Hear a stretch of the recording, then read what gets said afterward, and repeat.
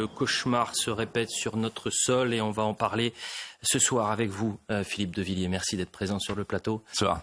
Bonsoir à Geoffroy Lejeune également. Quasiment 3 ans, jour pour jour, après l'attaque terroriste islamiste contre Samuel Paty. Je le répète, ce cauchemar qui se répète. Un professeur de français a été tué au couteau. La toute dernière information qui tombe, c'est que 8 personnes sont placées actuellement en garde à vue, dont l'assaillant. Au regard des éléments qui nous parviennent depuis ce matin, Philippe de Villiers, quel regard vous portez sur ce drame ? Je suis comme tous les Français, partagés entre la sidération et aussi la colère. Mais en voyant les images, les premières images, je me disais, voilà, le sang, les larmes, à nouveau. Mais ces larmes, aujourd'hui, ce soir, elles sont les larmes de toute la France. C'est notre pays qui est blessé, qui saigne. Et puis, ces gorges nouées, ce sont les gorges de tous les papas, de toutes les mamans qui serrent dans leurs bras, cet instant, les enfants qui sont revenus de l'école. Et en même temps, en suivant les images et le récit des journalistes, je me suis dit, on est devant un face-à-face tragique. D'un côté, la barbarie islamiste, un couteau qui égorge, un cri, Allah Akbar, qui signe l'acte. Et puis en face, une chaise qui vole, dérisoire geste de courage des hussards noirs de la République, des professeurs qui protègent leurs élèves. Les hussards noirs de la République, le mot est de Peggy. C'est un compliment. C'est une tradition, la tradition de l'école qui protège, qui élève les élèves, qui les aime. Et enfin, une question que je me pose. Combien de larmes encore? Combien de drames? Combien de professeurs assassinés? Combien de gorges serrées? Combien de coups de couteau? Et en face, de la part de la classe politique, combien de coups de menton? Tout à l'heure, Xavier Bertrand disait qu'il a été abordé par un de ses amis qui lui a dit « Je ne veux pas faire de politique, mais il faut que ça s'arrête. » Oui, il faut que ça s'arrête. On va écouter Emmanuel Macron qui était présent et qui s'est rendu sur place. Il a pu échanger pendant plusieurs heures avec les équipes. Et il a dénoncé très rapidement la barbarie du terrorisme islamiste. Écoutez. Bien, j'ai souhaité, avec le ministre de l'Intérieur, des Outre-mer et le ministre de l'Éducation nationale, être présent dès cet après-midi à Arras, ici, au sein de cet établissement scolaire qui a été frappé une fois encore par la barbarie du terrorisme islamiste. Et je veux évidemment avoir une pensée avant tout pour cet enseignant qui, aujourd'hui, a été lâchement et sauvagement assassiné.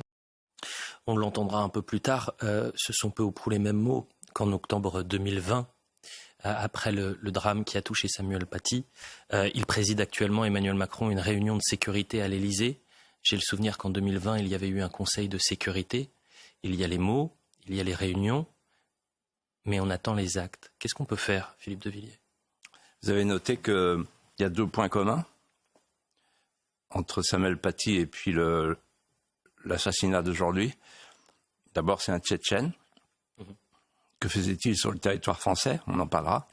Et ensuite, l'agresseur cherchait un prof d'histoire.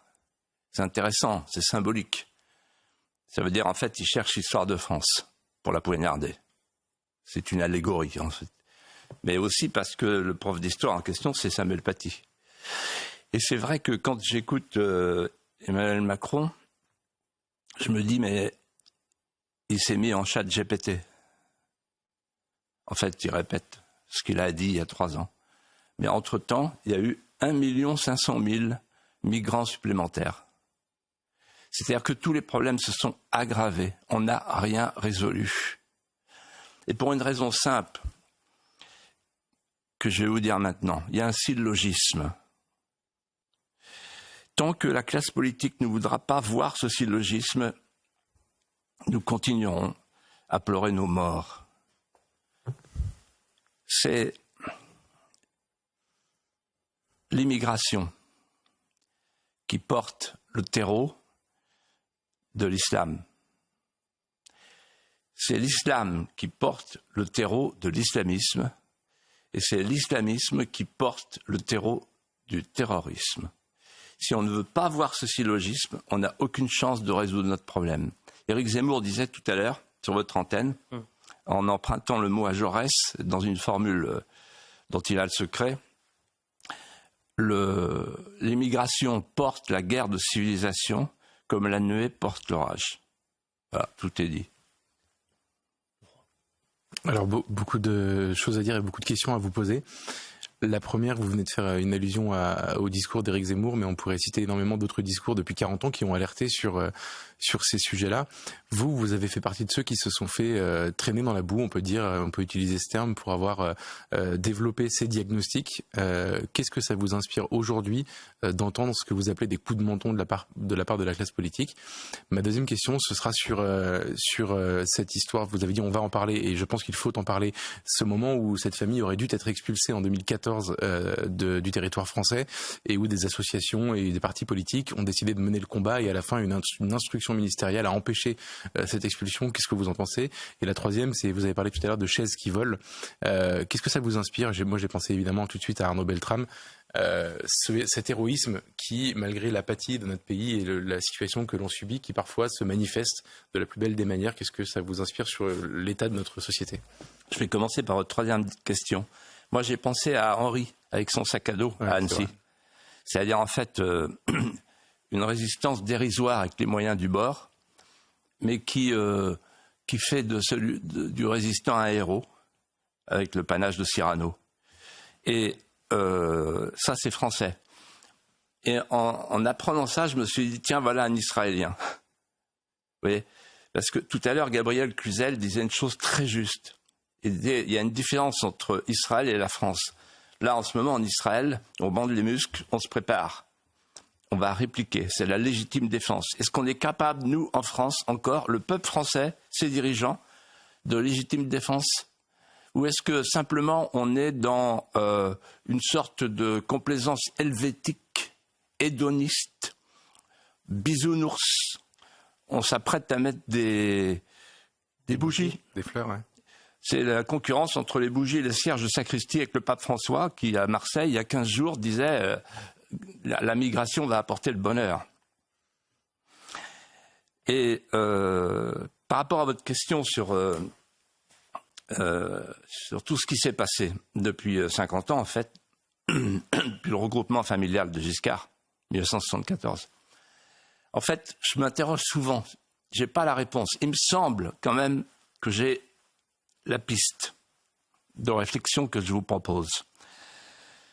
Depuis des années, depuis des décennies, nos élites politiques, économiques, intellectuelles, spirituelles, face à un peuple qui n'en peut mais, un peuple de parias, qui se laisse écraser parce qu'il fait toujours confiance à l'alternance qui va venir, où un homme politique dit « Ah, moi j'ai compris. Je vous ai compris. » Eh bien, toutes nos élites, en fait, ont fait de la France, je pèse mes mots, un laboratoire d'expérimentation planétaire du paradis diversitaire. Chaque mot compte. Et là, aujourd'hui, une fois de plus, au sortir de ce paradis diversitaire, on a l'enfer. On a l'enfer, c'est-à-dire l'embrasement, c'est-à-dire l'assassinat, c'est-à-dire la barbarie. Eux pensent sincèrement que la société multiculturelle, c'est l'avenir de l'humanité, c'est l'homme global, c'est l'homme interchangeable, ce qui économiquement est possible d'ailleurs, mais qui n'est pas possible sur le plan des racines, sur le plan de la culture, sur le plan de la civilisation. Ces gens-là ne croient pas à l'idée même de civilisation. Ils n'y croient plus. Et le drame d'Emmanuel Macron, c'est qu'il lui reste de sa culture personnelle, lui et Brigitte, quelque chose d'ancré, de profondément ancré dans la civilisation chrétienne, mais il n'a plus le courage, il n'a plus l'audace, il n'a plus la force de résister à son entourage et de dire maintenant on va sauver la civilisation française. Sinon, il y a longtemps qu'il aurait imposé à l'école un cours d'histoire de France pour dire aux jeunes élèves vous allez cesser de penser que la charia est supérieure à la France, ce que pensent 60% des élèves. Un sondage a été rappelé tout à l'heure sur votre antenne. Et pour dire aux profs, nous vous avons compris, aujourd'hui il y a 56% des professeurs qui font de l'autocensure. C'est-à-dire qu'en fait, ils trient dans l'histoire de France ce qu'ils peuvent dire et pas dire. Donc le Roi Soleil, c'est pas possible. Jeanne d'Arc, on n'en parle pas, les voix, etc. Alors sauf si c'est les voix de la petite écologiste Greta Thunberg qui va être bientôt béatifiée. Mais sinon, voilà. Et Saint-Louis, on n'en parle pas, etc. C'est-à-dire qu'en fait, comment voulez-vous que ces jeunes enfants qui ne savent rien de notre pays, qui sont prêts à tout accepter, à tout aimer, comment voulez-vous qu'ils deviennent français si on ne leur met pas du feu de France dans les veines ? On avance, on va écouter le maire d'Arras qui, lui, dit il ne faut pas mettre un genou à terre face au terrorisme, face à la barbarie. Et d'ailleurs, le proviseur de cet établissement scolaire, l'établissement Gambetta, a décidé demain de garder les portes ouvertes de son établissement. On écoute le maire.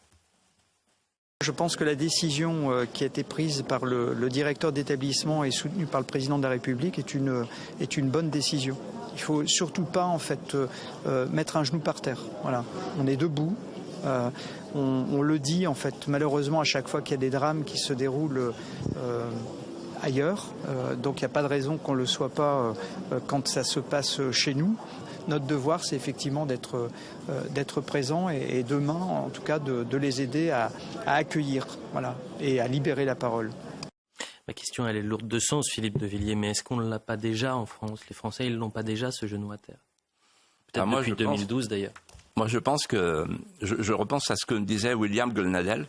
Il disait un petit enfant juif dans une classe où il est tout seul, où il reçoit les colibés, il s'en va. Et d'ailleurs, vous vous rendez compte qu'il part en Israël et ensuite ses parents le ramènent parce qu'ils ne sont plus en sécurité en Israël. C'est tragique. Et moi, je pense que si on veut tirer une classe où il y a des gens très différents, d'origine très différente, il n'y a qu'une solution, c'est l'embrasement. L'embrasement par le professeur à travers ce qu'on appelait de mon temps le cours magistral. Il y a M. Bidault, Georges Bidault, qui disait un jour « Le cours magistral ne se tolère que s'il est magistral ». Il faut que le professeur revienne sur son estrade, que les enfants soient en blouse, en uniforme, et que le goût des savoirs soit aussi le goût des flammes. C'est-à-dire il y a dans notre patrimoine, dans notre littérature, dans notre poésie, quelque chose de puissant, quelque chose de profond. La France est née comme un acte littéraire avec la chanson de Roland. Il faut qu'on mette ça à la portée des jeunes si on veut éviter qu'ils n'aillent se passionner pour Gaza, pour le Hamas. Parce que quand on est un enfant, on veut du feu. Et si on ne leur donne pas notre feu à nous, le feu de notre histoire, de notre patrimoine, de nos affections, de nos voisinages, alors ils iront chercher ailleurs d'autres affections, d'autres voisinages et d'autres gloires. Pardon, mais moi j'ai juste une question sur les réactions de nos élites depuis 2012, comme le disait Elliot tout à l'heure.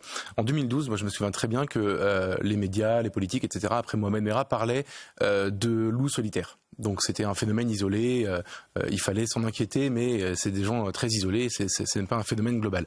En 2015, c'est la grande invention après Charlie du pas d'amalgame, c'est-à-dire que là le crime ultime devient non pas l'assassinat à Charlie Hebdo, la tuerie, mais le fait d'amalgamer islam et islamisme comme vous l'avez fait il y a quelques minutes en faisant votre démonstration sur le syllogisme.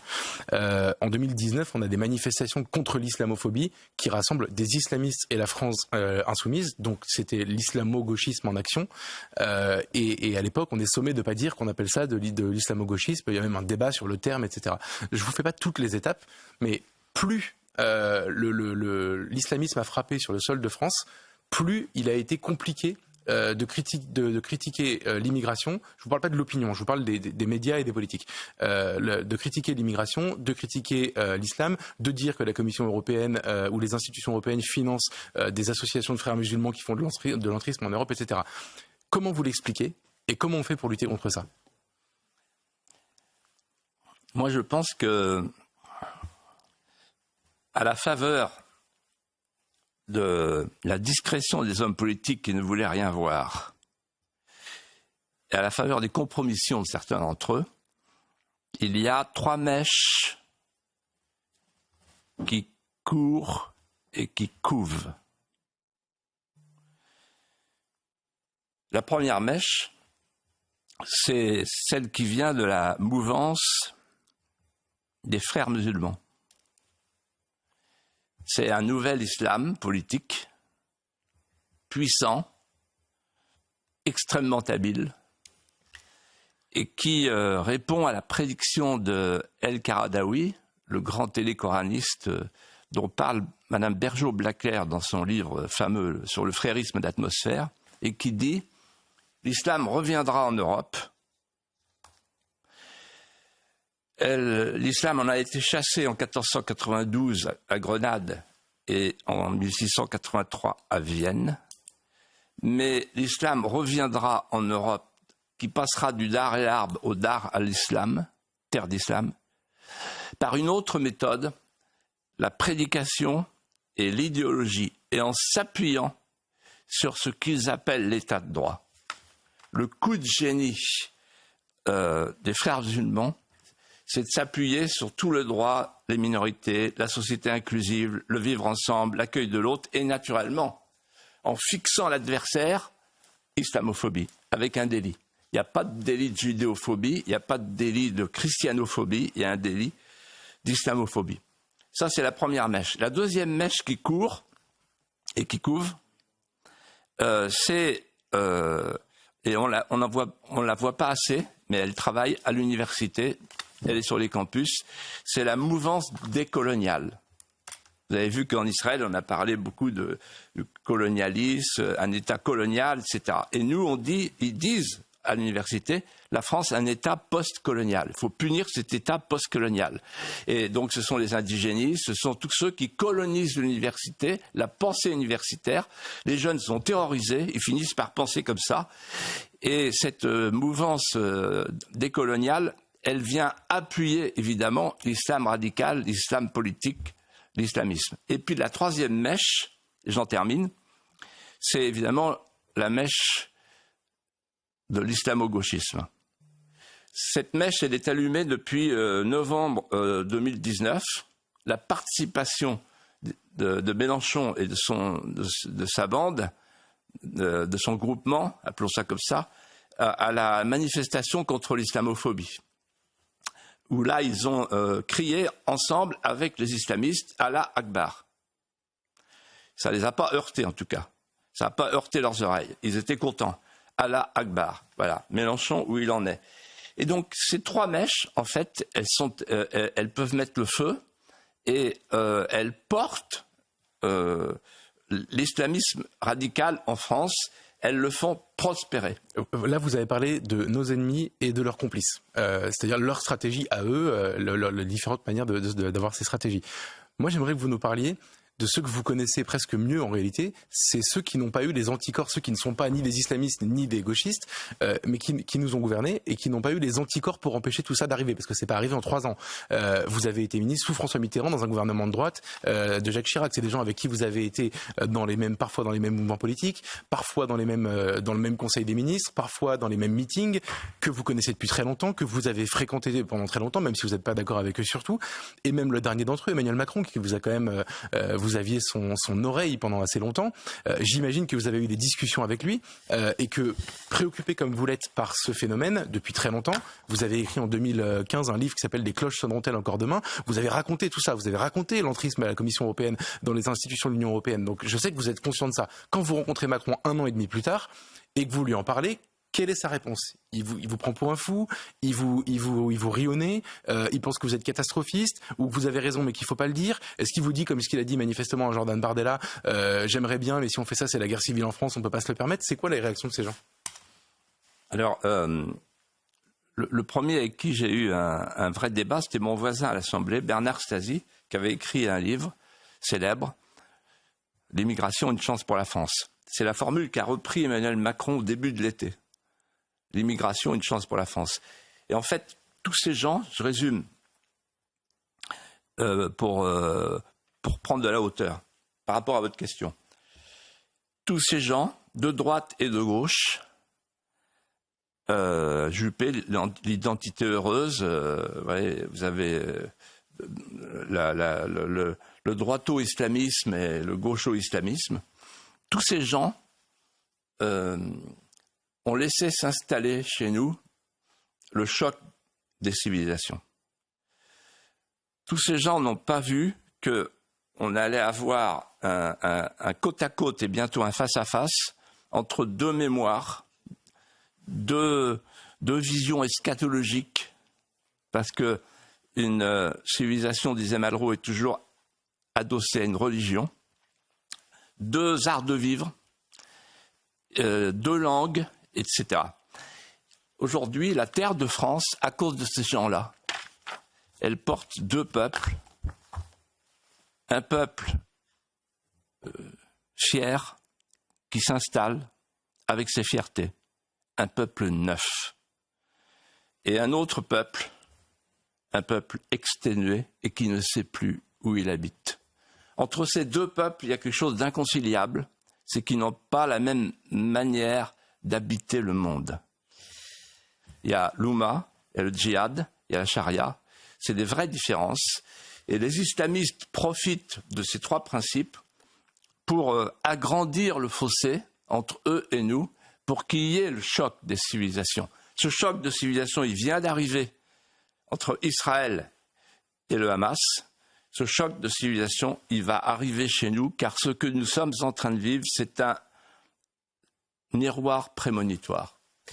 On continue de décoder ce qui se passe en France et comprendre comment notre pays est incapable et pourquoi il est incapable de s'unir désormais. D'ailleurs, on entendra un peu plus tard dans l'émission cet appel d'Emmanuel Macron à rester unis. Mais on est unis. Hein. Les Français sont unis à 80%. Ils sont unis derrière l'idée qu'il faut préserver la France et qu'il faut la sauver. C'est les hommes politiques qui ne sont pas unis. Parce qu'en fait, ils font des calculs. Et par exemple, Mélenchon, il fait un calcul qui est un cynisme électoral parce qu'il a besoin de nouveaux électeurs, parce qu'il a perdu son peuple d'ouvriers au moment de la désindustrialisation, parce qu'il votait pour Maastricht. Mais il y a une grande différence entre le peuple. Moi, tous les gens se rencontrent, ils pensent à la même chose. Hein. Il n'y a plus de notion de droite-gauche, là. Là, on est dans la tranchée. On est tous frères d'âme. Surtout depuis ce qui vient de se passer là, en Israël. On est tous frères d'âme. Et pourtant, vous avez des manifestations, vu que vous parlez de ça, vous avez des manifestations, des milliers de personnes qui ont... Ça, ce sont des minorités. Minorités, vous dites 20%, ça reste effectivement une minorité, mais vous dites qu'il y a 80% de la population en France qui est unie. Oui. Et 20% restants, ça n'est pas rien dans un pays de 70 millions d'habitants. Oui, c'est à peu près la proportion des collabos. Je voudrais qu'on écoute Gérard Larcher, puisque cette semaine, il est revenu sur la notion de responsable, la responsabilité, en disant, voilà, pendant des années, on a mis la poussière sous le tapis, et en soi, nous, responsables politiques, on est tous un peu responsables de ce qui se passe. On l'écoute. Nous avons été faibles. Qui, nous ? Oui, tous collectivement. Tous collectivement, nous avons été faibles. Nous avons accepté en quelque sorte que, au prétexte de la religion, certains quartiers ne soient plus quasiment habitables, entre guillemets le mot, parce qu'on serait juif ou qu'on ne serait plus de telle ou telle communauté. La République, c'est pas ça. C'est former une communauté nationale. Et là-dessus, nous devons très clairement être intraitable. J'ai bien noté qu'à la rentrée, sur des signes vestimentaires, pour la première fois, le ministre de l'Éducation nationale avait fait une circulaire claire. Ça nous a changé du précédent ministre. Est-ce que vous avez la sensation de vous aussi avoir été faible dans votre carrière politique? Pas vraiment. Non. Je trouve ça plutôt sympathique. Gérard Larcher, moi je me souviens de lui, j'étais jeune homme politique, en 86, il venait chasser en Vendée chez un ami commun. Et il a cette gouaille, il a cette verve et une certaine humilité pour dire nous avons été faibles collectivement. Collectivement, il ajoute. Collectif de la faiblesse. Alors, je vais vous dire ce que je pense en l'écoutant, ce que j'ai pensé. C'était chez Sonia Mabrouk hier matin, avant-hier matin. Voilà, tous ces gens qui aujourd'hui disent qu'ils ont été faibles, c'est un premier pas, qui n'ont pas eu le courage suffisant. En fait, qu'est-ce qu'ils ont fait? Ils ont sciemment remis le destin de la France entre les mains de fonctionnaires européens. Parce que les manettes en matière d'immigration, comme sur le reste, c'est les fonctionnaires et les juges européens qui ont le pouvoir. Ensuite, on continue le bilan. Ça tient en quelques phrases. Ils ont installé, favorisé l'invasion migratoire en imposant aux Français un changement de peuplement. Ils le savaient, ils l'ont fait. Maintenant, ils font mine de regretter. C'est trop tard. C'est presque trop tard. Ensuite, ils ont abandonné les Français, juifs, chrétiens et autres Gaulois réfractaires dans les banlieues, qu'on appelle maintenant les quartiers populaires. C'est le vocabulaire de Mélenchon, la France insoumise. Ils sont partis. Ou ils partent, ou ils ont peur.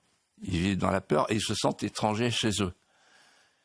Et puis, ce faisant, ils ont traqué et ciblé les lanceurs d'alerte. C'est-à-dire, quiconque disait « vous êtes en train de vous planter, de planter la France », était mis au banc de la société de connivence.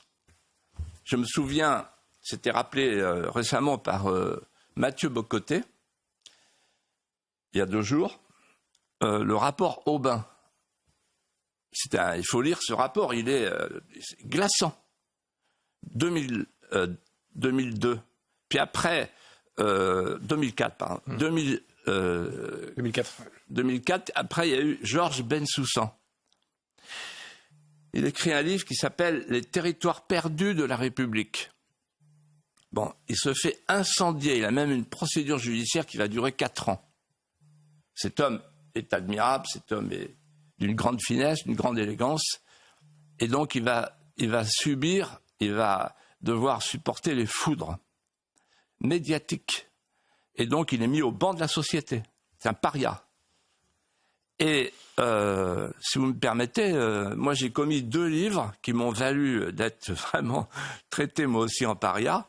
Les mosquées de Roissy et les cloches. Alors sur les mosquées de Roissy, en 2 mots, en fait, les services secrets en ont marre. Et ils me font appeler, ils me disent, est-ce que vous êtes prêts est-ce que vous aurez le courage de publier ce qu'on va vous donner? Et ce qu'ils me donnent, c'est qu'en fait, sous le tarmac de Roissy, il y a 40 mosquées, 40 lieux de culte. Et toutes les sociétés qui livrent les plats, etc., et toutes les sociétés de sécurité sont infiltrées par les islamistes. Et là, je ne vous dis pas que le premier journaliste qui m'a interviewé, c'est un journaliste célèbre, qui m'a dit « Monsieur de Villiers, j'ai une seule question à vous poser. Vous êtes sérieux ?» Voilà, terminé. Et donc, en fait, c'est simple. Tout tient dans le délit de l'islamophobie. Si vous critiquez l'immigration depuis 50 ans, vous êtes forcément à l'extrême droite.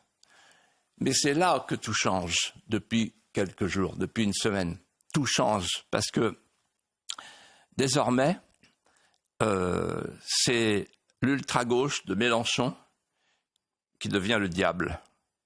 Parce que l'ultra-gauche de Mélenchon, elle a craché sa Valda, ce sont des antisémites, des antisionistes et des antisémites. Et en fait, ce qu'ils veulent atteindre dans leur antisémitisme, c'est l'Occident, c'est une civilisation, c'est l'anti-France. Vous parlez de 2007 et justement, moi je voulais qu'on voit cet échange que vous avez pu avoir. C'est un débat organisé sur France 5. L'émission s'appelle Riposte. Vous êtes face à Tariq Ramadan. Ce qui est très intéressant d'ailleurs quand on parle de Tariq Ramadan, c'est que si aujourd'hui il n'est plus dans les médias, c'est pas pour ses positions sur l'islam politique, c'est pour ses accusations personnelles. Exactement. C'est par rapport à ses accusations et ce comportement envers les femmes qu'il n'est plus sur les plateaux, pas sur ses positions avec l'islam politique. Vous êtes face à lui, on est en 2007, et finalement vous avez parlé des lanceurs d'alerte, et en quelque sorte vous êtes l'un des lanceurs d'alerte. Écoutez. En France aujourd'hui, le communautarisme avance et s'étend et la République recule partout. Elle recule dans l'espace public, 30 000 familles polygames, dernier chiffre, 70 000 mariages forcés. Elle recule dans les quartiers. Le préfet de la Seine-Saint-Denis vient d'adresser un message, un cri d'alarme au ministre de l'Intérieur en lui disant ceci: je n'ai plus le contrôle des quartiers, les quartiers sont sous le contrôle des barbus, c'est lui qui parle, je mets les guillemets. Elle recule dans les hôpitaux. Chaque semaine, on a un médecin qui est tabassé par un islamiste qui refuse que sa femme soit soignée par un homme au nom du Coran, disent-ils. Elle recule, c'est plus grave encore, à l'école, puisque un rapport des inspecteurs généraux de l'éducation nationale explique qu'il y a maintenant des auteurs censurés à l'école, comme par exemple Victor Hugo, Chateaubriand, Camus. L'enseignement de la Shoah est maintenant très difficile, etc., etc. Et ce qui est intéressant, c'est qu'il utilisera régulièrement, et j'invite les téléspectateurs à revoir ce débat qui doit faire une vingtaine de minutes, et régulièrement il va dire « mais vous agitez les peurs, vous êtes dans le fantasme, Philippe de Villiers ». Alors ça, c'est cette formule, je l'ai entendue pendant 50 ans en fait. Vous agitez les peurs.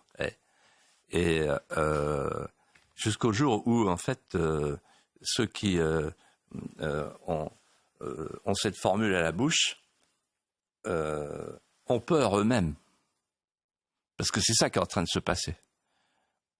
Ce qui est en train de se passer, c'est qu'il y avait la droite et la gauche. Il n'y a plus la droite et la gauche. Ce qui est en train de se passer, c'est que la gauche, qui était une gauche ouvrière, une gauche prolétarienne, une gauche qui défendait la justice, le social, la laïcité, le roman national, cette gauche, elle a disparu. La gauche, maintenant, la seule gauche qui existe, c'est celle de Mélenchon, c'est-à-dire la gauche islamo-gauchiste. C'est une gauche religieuse, c'est une gauche sectaire, avec un gourou.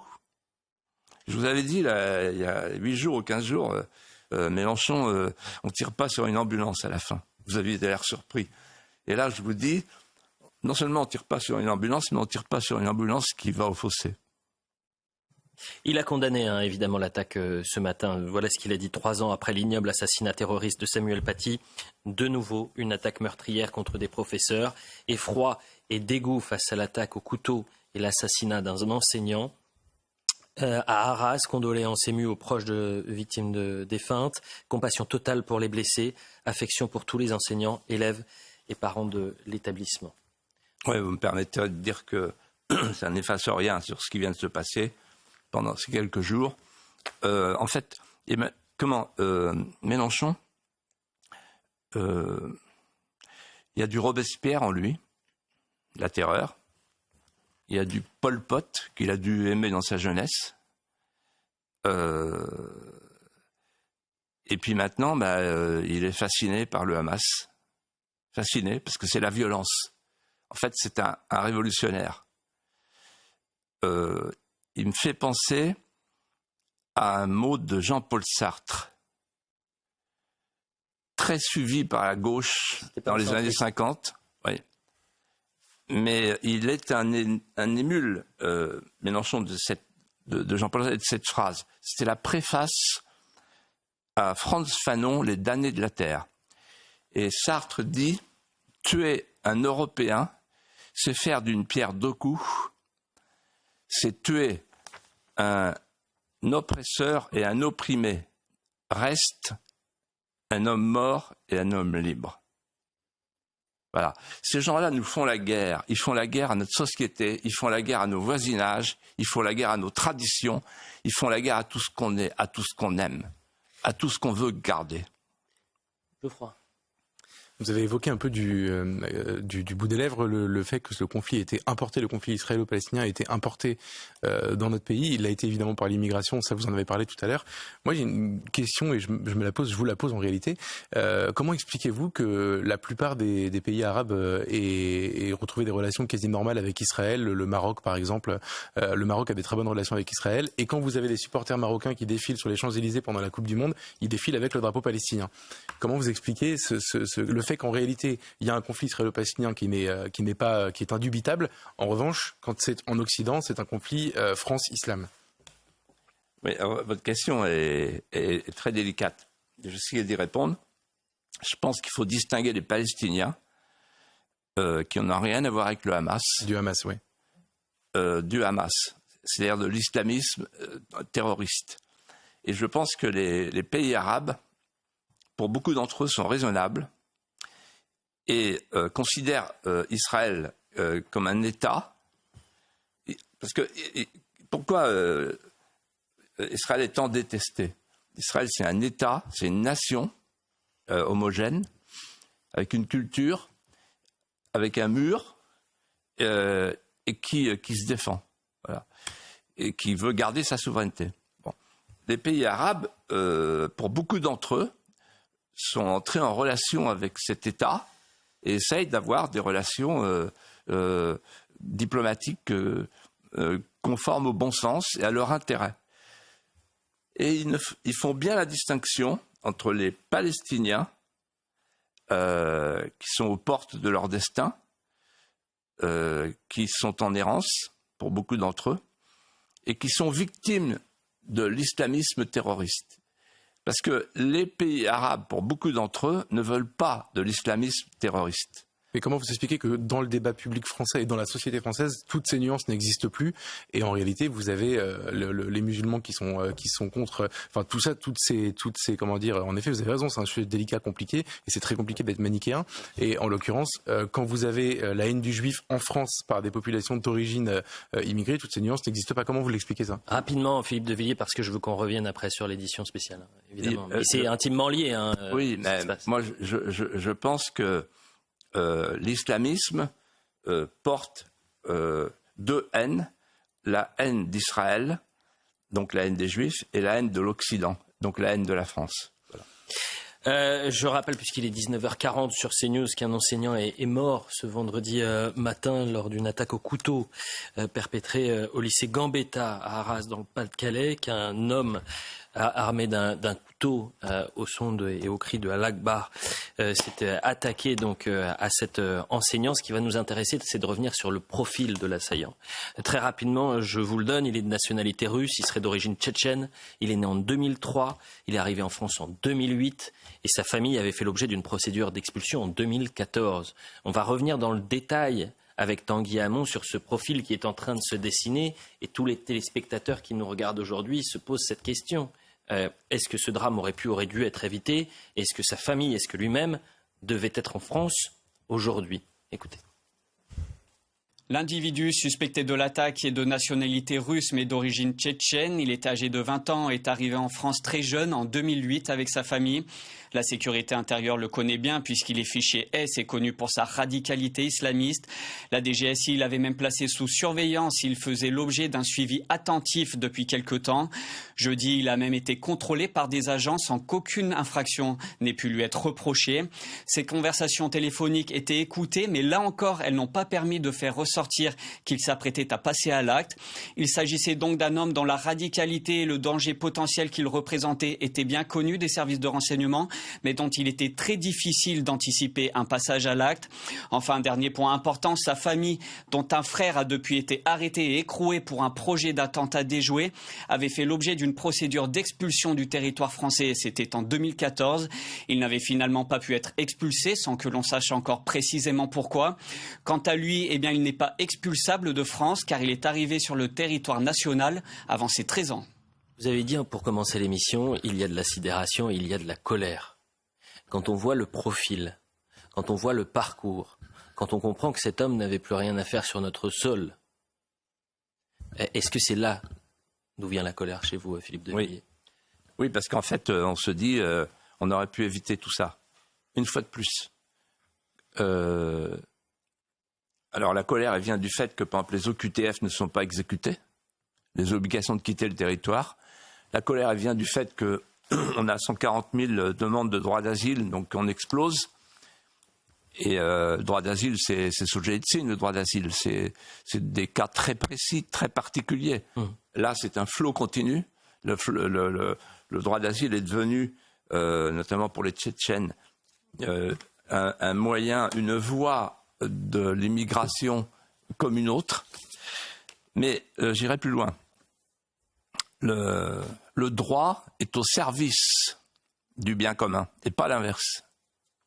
Et donc, en l'occurrence, on nous explique mais il n'était pas expulsable parce qu'il n'avait pas 13 ans. Il n'y avait qu'à changer la loi. Il n'y avait qu'à changer la loi. Et je ne sais pas si vous savez, mais ça s'est passé à Rennes.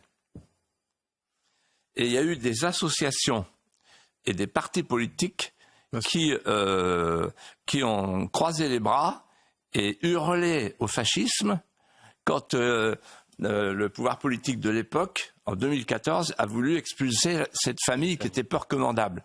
Il y avait la CIMAD, le MRAP, le Parti communiste et un certain nombre d'associations sociales sacristines. Parce que selon vous, la CIMAD, par exemple, c'est une association qui est financée par l'État pour faire ce travail-là. Est-ce que selon vous, il faut supprimer tout de suite ce système, quitte à ce que toute la gauche hurle comme un seul homme pour expliquer qu'on sort de l'état de droit, etc. Moi, je vois pas en quoi ça c'est sortir de l'état de droit que d'arrêter de financer des associations qui portent plainte contre l'État, mais est-ce que vous pensez qu'il faut le faire ? Alors, non seulement il faut le faire, il faut répertorier toutes les associations, notamment les ONG, qui favorisent l'immigration de masse, et notamment l'immigration illégale. Mais il faut aller plus loin. Il faut faire enfin ce qu'on n'a pas fait. Aller dans les mosquées radicales. On ne l'a pas fait. On ne le fait pas. Il faut faire ce qu'a demandé Marion Maréchal cet après-midi dans le Figaro, c'est-à-dire interdire la confrérie des frères musulmans. Les frères musulmans, je ne sais pas si vous le savez, mais ils ont leur ronde serviette à Bruxelles. Ils reçoivent des fonds de l'Europe depuis longtemps. Et en fait, leur tactique, c'est de s'appuyer sur ce qu'ils appellent les partis coucous. C'est un mot de Madame Bergeau-Blaclair. Et s'appuyer sur les élus locaux, parce que maintenant, pour se faire élire dans certaines banlieues, il faut avoir l'appui des frères musulmans. Voilà.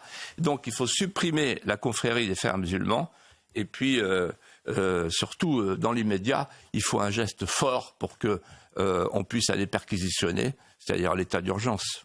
C'est ce que propose d'ailleurs Philippe de Villiers cet après-midi, les Républicains, par la voix de son président, Éric Ciotti, afin d'avoir la mobilisation la plus forte, c'est comme ça qu'il l'explique, des forces de l'ordre, en employant des réservistes de la police et de la gendarmerie. N'attendons pas que la France soit touchée plus durement, il faut agir de façon préventive.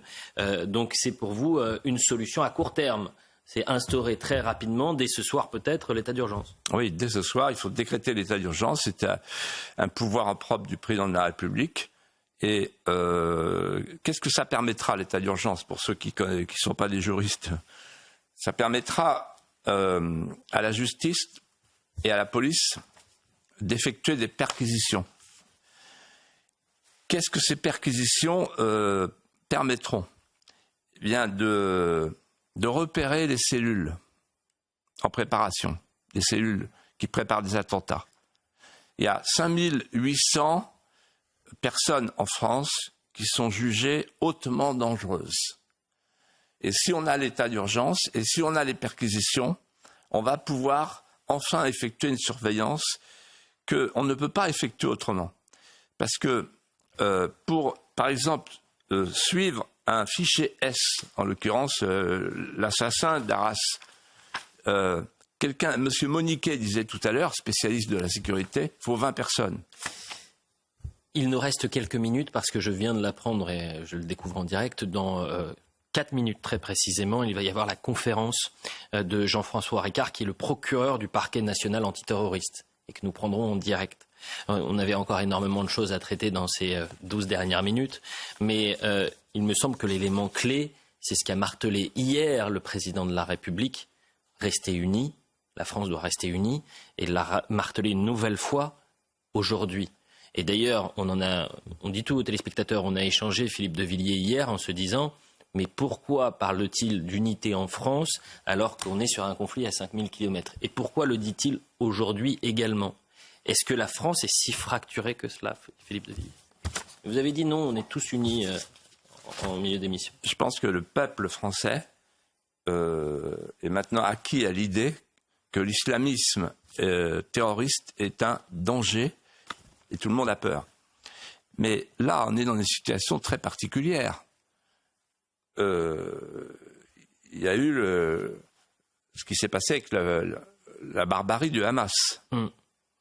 Il y a eu l'appel hier, vous ne l'avez pas évoqué, l'appel du patron du Hamas pour un djihad mondial qui a lieu aujourd'hui, en ce moment, 13 octobre, auquel peut-être a répondu l'assassin d'Arras. Et il y a eu le 15 septembre dernier, on pourrait aussi en parler, un appel d'Al-Qaïda pour frapper la France et la Suède. Donc en fait, entre tout ça, la France, qui est aujourd'hui submergée par une nouvelle population qui vient d'ailleurs, elle a beau avoir des services de sécurité et de renseignement remarquables, elle ne peut plus faire face. Elle est comme un enfant qui voudrait vider l'Atlantique avec une timbale. Il y a d'ailleurs cet article qu'on avait commenté tous les trois, je crois que c'était la semaine dernière, du Figaro sur la menace terroriste. Et voilà ce qui était écrit. Les experts de l'antiterrorisme l'ont surnommée la menace endogène, présentée comme la plus difficile à détecter. Elle concerne aujourd'hui 5273 islamistes en puissance qui grenouillent sur le territoire national. Est-ce qu'aujourd'hui, la problématique, c'est cette vague islamiste avec des gens qui peuvent passer à l'acte du jour au lendemain? Si on continue à recevoir 500 000 personnes par an, alors je ne dis pas que ces 500 000 personnes sont des terroristes, pas du tout. Je dis simplement que parmi eux, il y a un bouillon de culture. Pourquoi? Parce que l'islamisme, il est conquérant. Les frères musulmans, ils sont dans la conquête. Et la France est passée, depuis Salman Rushdie, El Karaoui le dit, du Dar el-Harb, territoire de la guerre, au Dar el-Islam, territoire conquis. Toutes les terres qui ont été conquises par l'islam seront reconquises par l'islam. Donc ça rigole pas, si vous voulez. Il ne faut pas rire avec ça. Et ceux qui comparent, qui disent l'islam c'est une religion catholique pour les musulmans, non, c'est pas tout à fait la même chose. Pas tout à fait la même chose. L'islam englobe l'ensemble de la vie sociale, l'ensemble de la vie spirituelle, l'ensemble de la vie temporelle.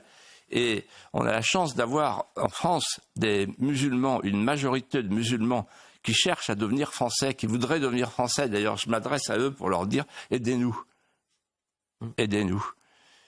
Aidez-nous en devenant des Français exemplaires et dites à ceux qui se servent de l'islam pour nous détruire, non, ne détruisez pas la France, on l'aime. » Je vous donne la parole dans un instant, Geoffroy Lejeune, mais vous avez parlé de la Palestine tout à l'heure et vous avez dit je fais la différence entre les Palestiniens et le Hamas.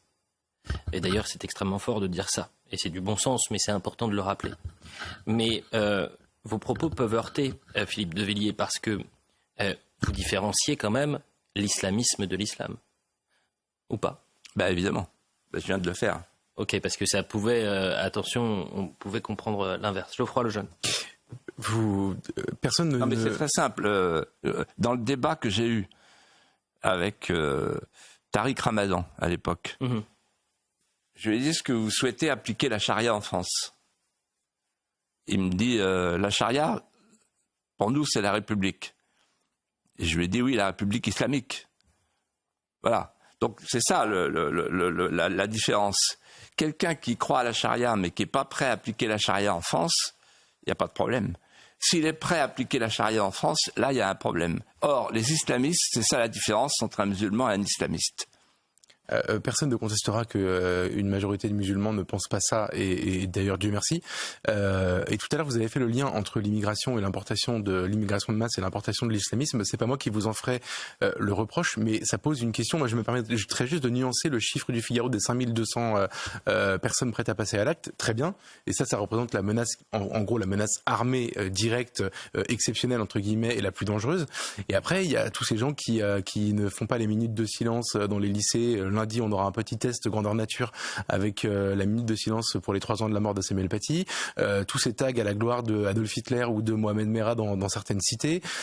Toutes ces manifestations de soutien au Hamas où il y a quand même une forme d'hostilité à l'égard des Juifs et d'ailleurs de la France en général. Et ça fait un peu plus de monde que 5200 personnes. Et ma question, Philippe, c'est puisqu'on a fait venir autant de monde et qu'on a aujourd'hui un terreau assez important de gens qui sont dans une hostilité franche à notre civilisation et à nos principes, comment fait-on si on doit les garder sur notre territoire? Est-ce qu'il ne faut pas imaginer en réalité que certains retournent des pays dont ils viennent alors qu'ils sont souvent de la 3e, 4e génération et que globalement leur pays c'est la France? Pour relever la France, qui est en train de couler, de glisser à l'abîme, à cause de ce que vous venez de dire, il faut 2 choses. La poigne et la transmission. La poigne, c'est-à-dire revoir complètement notre état de droit.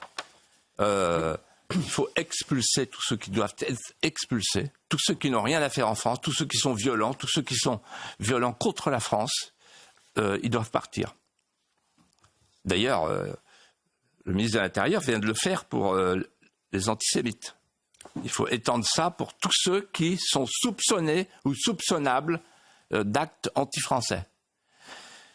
Donc la poigne, on a un gouvernement qui n'a pas de poigne. Un jour, je parlais avec Marie-France Garot et Charles Pasqua, à notre époque, et Marie-France Garot disait le pays n'est pas gouverné. J'ai retenu cette phrase. Alors là, aujourd'hui, vraiment, le pays n'est pas gouverné. Quand vous voyez Madame Borne, elle me rappelle la chanson de Brel, je suis un soir d'été, à la sous-préfecture, on fête la sous-préfète sous les lustres à facettes, il pleut des orangeades, des champagnes tièdes et des propos de femelles fonctionnalisées. Et c'est la chanson de Jacques Brel, c'est pas moi, mais simplement pour vous répondre, la transmission, la poigne donc, et la transmission. C'est-à-dire que tous ces petits-enfants qui sont à l'école et qui ne savent rien de la France, il faut retrouver le roman national. Il ne s'agit plus de leur dire, comme dans le temps, la France est grande, il faut leur dire, la France est belle.